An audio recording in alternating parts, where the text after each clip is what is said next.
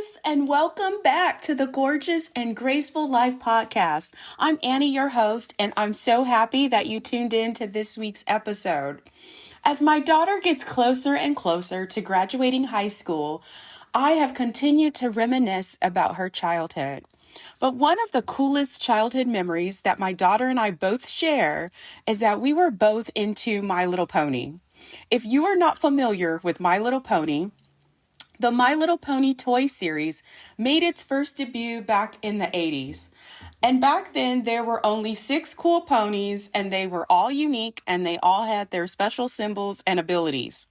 Since then, they have created a bunch of new generational series, and the characters have grown into more than 20 characters that also have their own unique power and abilities. Now, in the original series, my favorite character was Cotton Candy. Cotton Candy was this hot pink unicorn that was portrayed as very kind-hearted. She oversaw the cotton candy safe, and she was really cool and even had like this mark on her that was sparkly. As I relived this experience when my daughter was little, she had her favorite character, which was Pinkie Pie. And mine at her stage was Princess Celestia. Princess Celestia was also a unicorn. What a surprise, right? Princess Celestia was kind, patient, and she was in charge of the sun. She also had this crown and a necklace. But what I really loved was that if you purchased an actual one of the Princess Celestia, she would always have this like iridescent glow on her body and her hair. Now, both of these unicorns were one of a kind, special, and custom designed. They were not the same, but they were both magical in their own way. And I thought this story was so perfect and a perfect segue into today's episode, in which I wanted to talk about something that I'm so passionate about, which is celebrating the differences in others and in ourselves. We as women are all different, and God made us that way to fulfill our own individual purpose. Now, we share similar experiences, but we are different. And I think it's great that God didn't just copy and paste to make each of us. I love that he made some of us bold and that he made some of us more quiet and reserved. You know, some of us are planners and some of us are a little bit more spontaneous. Some of you are visionaries and some of you just like your list and your spreadsheets. But God made each of us wonderfully, and we all have valuable and unique gifts. This is sort of like the way that we have different body parts, like our eyes, our ears, our hands, our feet. They don't all do the same thing, but they are great at how they contribute to the entire way that we function. And so based on our differences, we all fit into roles in our lives that were designed specifically for us. And I like to explain that in the way that women select produce in a grocery store.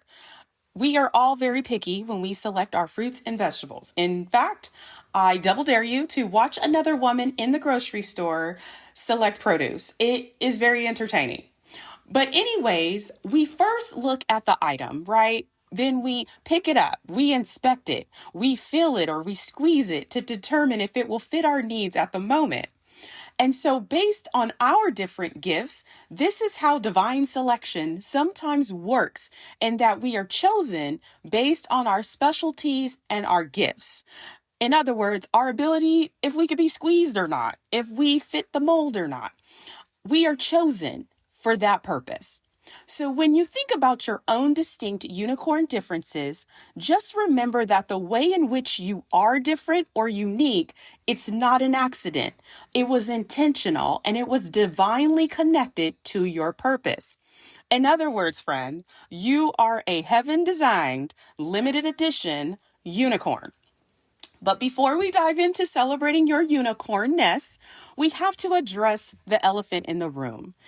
And that is understanding why being different can feel weird or hard. Where one of the reasons is that we live in a comparison culture. Social media is constantly regenerating new standards on how we live, eat, parent, dress, sleep, work, look, travel, build wealth, and more. And the second reason is that similarity, or the one size fits all cookie cutter thinking, makes other people feel comfortable. But you were not designed to simply make others feel comfortable. You were designed to share your unique gifts and talents with the world to make it a better place. So different is good. So today I wanted to share with you 3 magical ways to celebrate the Unicorn Collection, which is all the women in the world and all our unique differences. Are you ready? So number 1 is assume goodness. There's literally something gorgeous and good in every single one of us. Even if something seems annoying to you, it may be a strength that God placed in that person on purpose. And let me give you an example. A few years ago, I was volunteering at my son's school, and there was another mom there who was extremely loud and overly bossy. And at first, I tried everything I could to steer clear away from where she was. Well, later in the year, I was partnered with her as a field trip chaperone, and it was the best thing that could have ever happened. Her loudness was perfect on a first grade field trip. I later saw her as a coach for one of the soccer teams, and I thought to myself, she has a gift.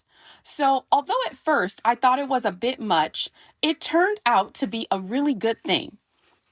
Number 2, choose curiosity. Get curious about those that are different or have different views than you do. Our first instinctive actions when we encounter something different is to defend the way we feel or criticize the difference. I'll give you an example of that. You are walking through the grocery store to grab the laundry detergent that you always buy, when you notice there is one with a different fragrance. Now you compare the price with the one you usually buy. You then compare the size compared to the one that you usually buy. You look at the ingredients. This is literally your attempt to defend and prove your usual choice.